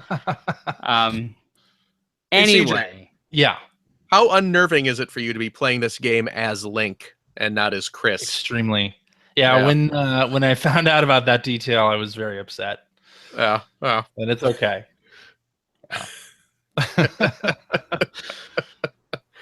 Yeah, I will say my worry about the voice acting, I still don't think it's all that great in this game. I've run into it's not offensive though. A number of characters that are voiced, and I don't like it really. So interesting. You think that it would be better without any voice acting at all? Yeah, I do. Okay. I mean, it's subtitling it anyway. I almost want to turn off the voice, or since the Japanese language stuff is still in there, you switch the language to Japanese would be good. An option. Oh, I can see that. So I was wondering what your guys' thoughts are comparing this game, especially given the 98 Metacritic that it has right now, to Witcher 3 and Skyrim, as opposed to just looking at it next to other Zelda games. So I've never played Skyrim. I have played a little bit of The Witcher 3, but based upon the 15 hours that I have played, this might be my favorite mainline Zelda game. So excluding the portable games, so Link Between Worlds is out of the running there. It is right up there next to Wind Waker for me as a possible best of the series. Interesting. Yeah, I honestly didn't start playing thinking that. Like on the plateau, I kept thinking this is a 10, this is a 98 Metacritic. Like I kind of don't get where that's coming from because I did find the plateau kind of boring, to be honest. Once I got off the plateau and things opened up and I played more of the shrines, that's when I was like, oh yeah, this is the real deal. Oh, but can you get back to the plateau? I've never tried. Can you just use the portals and teleport back? Teleport Yeah, there? teleport Okay, back. okay. Yeah, Yeah. that's good. Because I still want to kind of explore that area a bit. But yeah. Yeah. And that's the thing is, it's just like it does feel so open. I listened to Glixel's podcast, and Miguel Lopez said that he kind of has a very rough idea of where he wants to go, but it's mostly just kind of journeying out and letting adventure find you. Same. And I think that's really a cool way to play. Yeah. Or this has happened to me a couple times now, where I went to Kakariko Village, for example, and talking with NPCs along the way, they told me something about that area that I hadn't realized, or I hadn't interacted with the right NPCs. And I went back and did some exploring there and found a new area that I hadn't been to, which was awesome. That is awesome. That's great. And it unlocked some extra stuff. So I'll just throw that out there. Yeah. Oh, and just one kind of magic moment. My kids were playing the Switches in the back seat, and my daughter got to a moment where she goes, "Daddy, do you want a spoiler?" And I'm like, "No, don't want spoilers." And she just said, "Well, someone is not who he seems," and it's just like, Nice. Yeah. So it is. It's fun to play neck and neck with someone on that. Definitely. I don't think Charlotte will get off the plateau if she starts playing. Yeah, I can see that. I don't. My son couldn't either. He's been enjoying just kind of running around and hitting things, and it's surprising because I thought that he would really dislike the game because it is hard. But for him, it's not about completing any objectives whatsoever. It's just there's an axe, there's a sword, there's a shield. I can hit different things with that. Yeah, I do like, and this is a detail that I hadn't really noticed in previews, but before you are about to pick up another weapon, you do see there's an arrow pointing up, down, or to the side. Yeah. It will tell you if it's more powerful, less powerful, or equal to the weapon you currently have. A lot. Yeah, which is really fantastic to have that information at a glance. Yep. I do find that I'm running out of slots for things quite a bit, and so I do have to do a bit of inventory management in terms of that stuff. But I do have like very powerful weapons that I like to save until I really need them. Yeah. And that giving you the type of info like what you're about to pick up is more or less powerful is fantastic. Love that. Yeah, that is very cool. Oh, a quick aside also is I did also pick up I Am Setsuna, and I played all of 20 minutes of it just to kind of see what it was like. I think it looks great. I'm looking forward to playing more of it later. But that's one game that I was very surprised launched right next to Zelda, because it's like, you're not going to play both of those at the same time. That's true. And so who's the guy that says, Zelda's not for me, but I Am Setsuna, I'm sure there will be those. They needed content. They just needed content. Yeah. I will say I am enjoying Zelda so much that it justifies the purchase of a new console to play it. Like I'm also enjoying just the flexibility of being able to play it anywhere. Could have just played it on Wii U. But yeah, I know. But what CJ just said is the big thing, is being able to play it anywhere. Yeah. Now, I wonder, do you think, consciously or subconsciously, that had anything to do with the 98 scores, that people just were able to, crunch through the game, but do it anywhere in any configuration and just, mainline much faster? No, I don't know that it did, because I think a lot of people said they were just going to play their Switch docked. Don't be silly. No, I don't. Okay. Yeah, I don't think that really came into it. No. Okay. But I do really agree with a lot of those reviews, and like I was saying, after the plateau, I wasn't sure that I was going to. Yeah. Did any of you guys buy any Zelda amiibos? No, but they are beautiful. They are. Yeah. My daughter got Princess Zelda. I haven't picked up any yet, just because she's the girl enough. She's the girl character, Ethan. Yeah, Did you get confused and buy her the? Phil, you are charming as always, and I appreciate. I don't see what you're saying is condescending at all. It's not. It's just trying to help me. It's not obnoxious. It's not irritating. No, not at all. No, it's great actually. So please continue. You got it, champ. Stop. Phil, did you get Amiibo? I got Zelda. Yeah. I got Zelda there, and I got The gigantic. Yeah, I got the Guardian, I figured you would. which That's is. pretty cool. Have you seen this thing in the package? It's gigantic. It's huge. I think the package. That is one huge package, Phil. It's well, thank you. The package that the Guardian Amiibo comes in is actually significantly larger than the package that the Switch console comes in. And they drop some nice Oh. stuff in game. No, it's. I was joking. But it's about twice as deep, right? I mean, It's pretty deep. Yeah. Yeah. It's a huge box that thing comes in. Have you gotten to the point, Guardian. CG? What's that? I'm tempted to get the Guardian. Oh, you should totally get it. It's a Yeah. beautiful little toy, and the arms are flexible. oh, nice. I was gonna say I'd be worried that those arms would actually get broken. Nope, they got wires inside them, and you can That's swap awesome. them however you want to. So, It's cool. What were you going to ask there? have you gotten to the point where you can Phil? use the amiibos yet? Because you cannot use them right away. That's true. Have And you? I think they're default. Default to off. They're defaulted to off. Yep. Yeah. And I did get to the point where I can use the amiibos, and it's kind of fun to use them. How and then how- see what happens. without really spoiling anything about how far am I from, like, in terms of game Mm. time? You're not far. Oh, okay, cool. So, and when you're saying they're by default off, do you have to in the settings turn them on then? It looks yeah. like you do, yeah. Okay. Hmm. Interesting.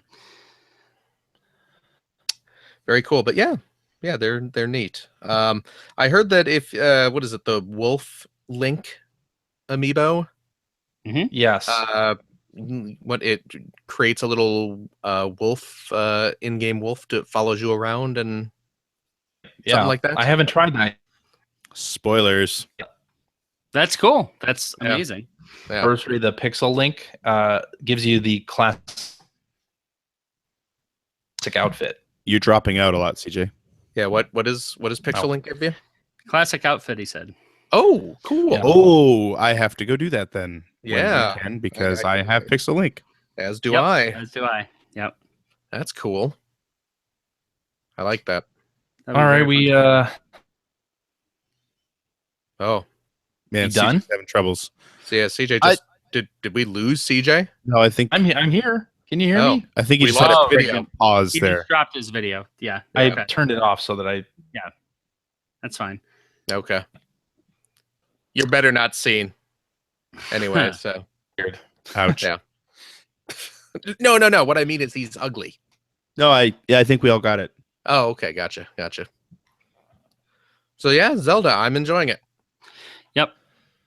Also, Nice. I'm not seeing like performance issues or anything that has been reported outside of when there's tons of grass, maybe just a little bit of framiness once or twice, but it seems to run really nicely on the Switch. It runs really nicely. I did see a lot of frame drops in one particular area, but it hasn't been too bad. Oh, yeah. Okay. So should we Cool. read some tweets and then get out of here? Yeah, let's do We that. should. Let me just drop one other thing though, because we didn't bring it up. I did buy Fast RMX, and I would recommend it.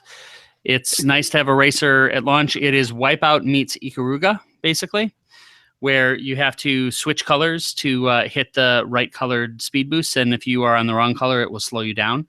It's a pretty neat approach to it. It looks really, really slick, and it's a nice one to have if you really want a racer before Mario Kart comes out. Awesome. What if I just want Mario Kart? Well, then you wait. Okay. That sounds like a plan.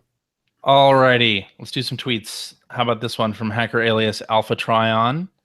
Yeah. Who and by the way, we tweeted out sort of like what are people thinking of the Switch? How'd your launch go? So Alpha Tryon says Best Buy shipped my order for a friend. Amazon failed, and I don't get anything until Monday. Even the Wii U Breath of the Wild that I pre-ordered at E3 2015.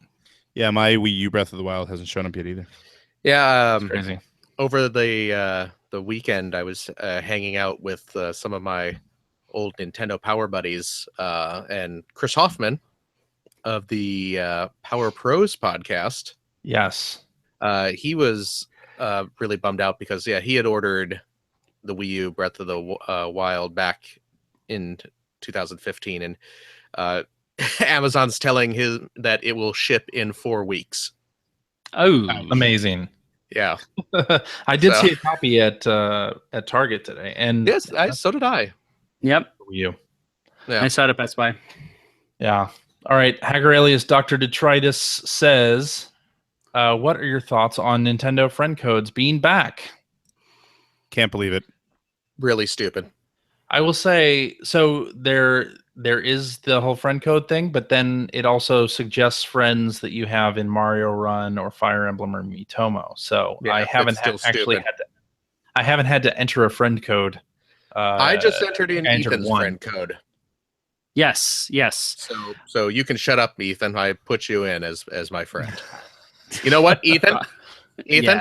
Yes. Once you accept my friendship bid, I have. And fingers crossed that you do. Yeah. You know what? I'm gonna star you as one of my best friends. Oh, that's nice. What do you think about that? I would give you a big hug and a sloppy kiss if we were in person here. So you should know that he's not doing that for CJ either. We'll be right over. That is nice. All right. Nice. Hacker alias Juno says for his Switchmas experience, 11 hours in line, no pre-order, no expectations. Very happy, love Zelda, can't wait for more. Yay. That's great. There you go. Hacker alias Super Barty Brothers says, is region-free eShop the best secret killer app? Entire Japanese digital library is available. Yes, it is. How easy is it? Sorry, I'm curious. Yeah. How easy is it going to be to actually buy things on those shops? Because Chris Kohler walked me through it. He basically said, you set up just as was described in the show, the Japanese account. Then you go over to PlayAsia and buy currency that you can use, because you can use a U.S. credit card there, but you cannot use a U.S. credit card in the App Store. That's what I was curious about. Store. Okay. Yeah. Okay. So you do have to go through a middleman, third party. Yeah. Yes. Yeah. Okay. Mm-hmm. Yeah, it's a great feature, though. I like it. To have access. Yeah. It sure is. I was very tempted to buy Dragon Quest Heroes. Yes. But I can see that. I will hold off for. Hopefully, they'll port it and bring it. Not port it, but. Is it English in the I don't. Does it have to be? Well, I mean, there's story. It's also the largest game currently available. It's 32 gigs by itself. Right. Yeah. Might need another memory card. Yeah. Mm-hmm. All right, Hacker alias the JBone 29 says, despite some missing features, the system feels like a premium device. Really excited for the future. Oh, and Zelda is magical. Yep. I think that really nails what most people think when they first try the machine. It feels, I mean, the unit itself, feels really high quality, I have to say. Yeah.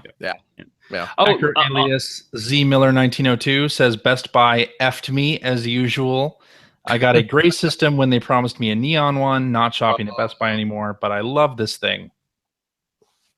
Yep. Well, incidentally, the single best review of the hardware that I read, and there's a lot of good ones out there, but I really liked AV Club's take, just because it reflected my own feelings more than any other. So get a chance to check that out. Just kind of talks about a person who hasn't had as much time to game as they would like, and how this changes everything. So what you're saying, Ethan, is when you're looking at a review, you're looking for a review that confirms your preconceived notions? Is that what you're... I think if I've made a decision to make a purchase, I'm interested in hearing both. But I think I like some purchase validation. Sure. Hacker alias Fork the Fool says, from your time playing Zelda Breath of the Wild, does it have a chance of being your favorite Zelda of all time? I'm 20 hours in, and it is my fave. I can see it. I'd say it has a definite chance. I'm going to say yes based on what everyone else is saying. I mean, I'm only an hour in, and yeah, sure, any game an hour in has a chance to be the best thing ever. Yeah. Hacker alias Gunstar Gamer says, I like the Pro Controller and enjoying Zelda. However, I wish Zelda had in-game music. It's sparse at best. Yeah, that's weird. Yeah. I will say that's true. It's very sparse in the overworld, but when you get to certain areas, it does have music that plays while you're in that area. Okay. Right. I do like the light little echoes of some of the classic little jingles and things like that. It's not exactly the same, but evocative. Definitely. Yeah. Yeah. It would have been nicer had those little musical homages been orchestrated as opposed to just what's clearly some guy At a going, piano. dun, dun, dun, dun, dun, dun, dun. Yeah. But when that guy, Shigeru Miyamoto, you let it go. I mean, it's kind of cool when you I think of it. guess, but I don't know. Yeah. It just sounds out of place. Hacker alias the Power Master says Joy-Con grip is surprisingly comfortable. The only mandatory accessory is a carrying case. Carrying it around naked feels dangerous. Mm-hmm.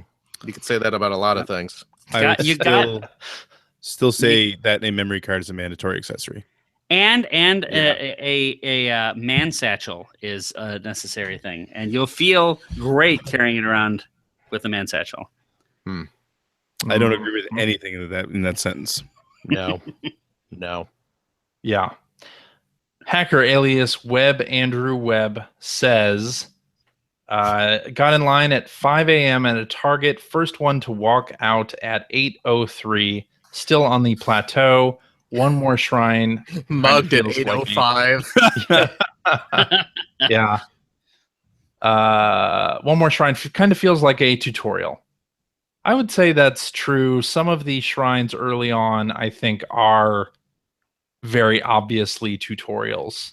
Weren't we just saying that the thing we liked about this was that it didn't tutorialize the game? Yeah.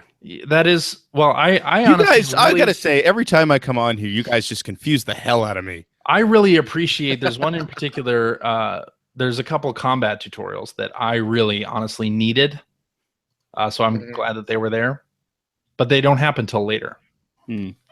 So then Andrew Webb says also awesome console / handheld. Haven't had an issue with slowdown on Zelda or any internet issues updating software or firmware. So. I have had issues with Zelda getting a little framey, but that's when I was playing it on the television, and I've heard that that is actually a thing. It does get framey. Yeah, that's true. All right, I think that's it. I think that's where we wrap it. Cool. So here's one last thing I'll say is I have yet to hear anyone who's not a critic say negative things about the system. I wonder, it seems to me that the average person, when they pick it up, it's a pretty magical experience. But if you guys hear anything otherwise, it would be interesting to talk about that in coming weeks. You should have been checking our chat during the show. Fair enough. Magical does not seem to be how everyone would describe it. That's true. Man. Alrighty, and that is our show for this week. Thank you very much for listening. If you would like to give us a comment or ask a question, perhaps, you can direct all that to @P1 Podcast on the Twitter, or go to our internet website at player1podcast.com. There you'll find our contact information. You'll find blog entries about Sega CD stuff from Mr. Greg Seward. Yes, you will. You will find Generation 16 episodes as well. This year's episode is almost done. Fantastic. And you'll find a message board where you can discuss the Switch and exchange friend codes and discuss this episode with us and our other listeners. I can still taste it. Hmm. It's still there. It's We not told as you not to do it. That's what she That's said. what she said. Yep. it's not as strong, but it's still there. Just, That's how Phil's Plenty of Fish ad read years ago. It's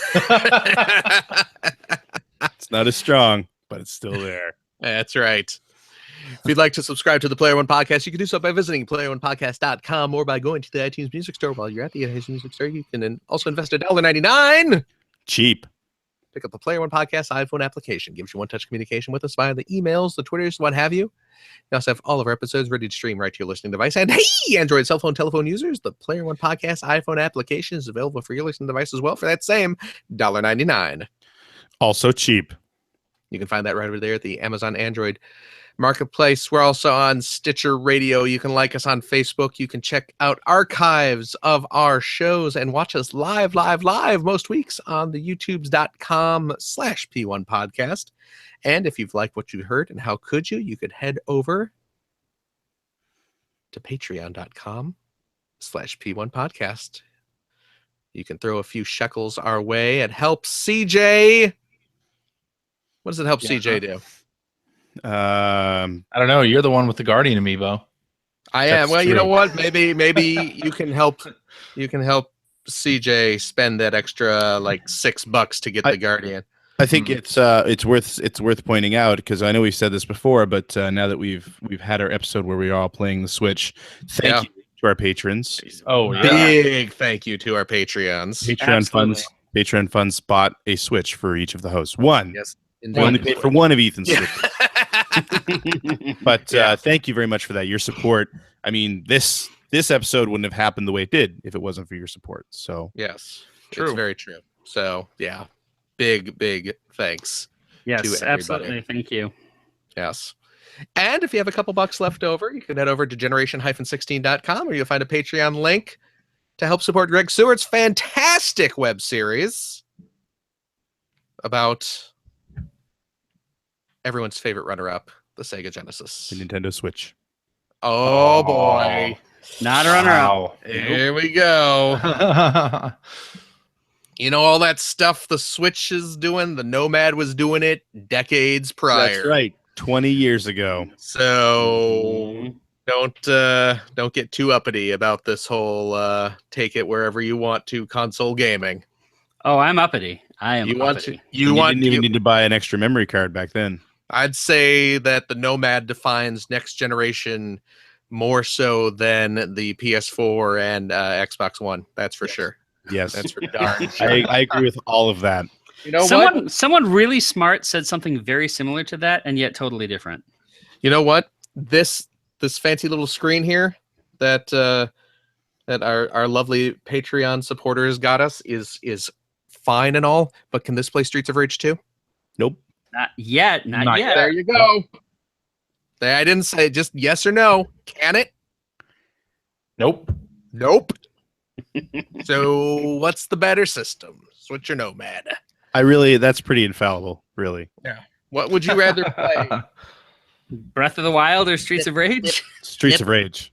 Snipper clips. Or Streets of Rage 2?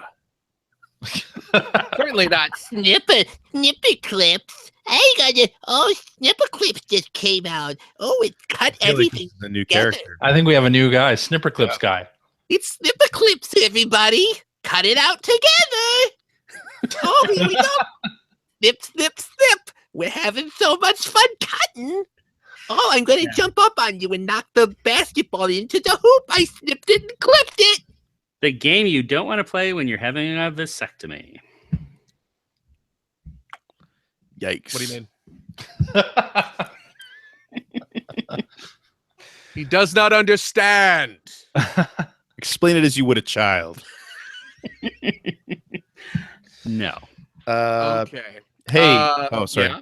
Oh, go ahead. I just wanted to say, because we didn't really talk about GDC that much. Oh, yeah. I know, Phil, you didn't attend, but you did get to come out and hang out with us. So I did. It was great to see all you guys in person. Oh, yeah. Along with, folks like Greg Ford and Dan Shue and John Riccardi and Mark McDonald and just a bunch of people that I hadn't seen for a long time, and also a bunch of people that I have known online for a while, but haven't had a chance to meet, including Ben, who's in our chat, Benjamin Rivers, the Jasons. Just want to say it was so awesome to meet all of you or see all of you again last week, and indeed. Yeah, just great. I had a fantastic time catching up with old friends and chatting about games with new friends. It was awesome. For sure. And I'm shouting out to Chris Tilton, who I got to hang out with. Yes, that's another one. Well. Yes. Yeah. World famous Chris Tilton.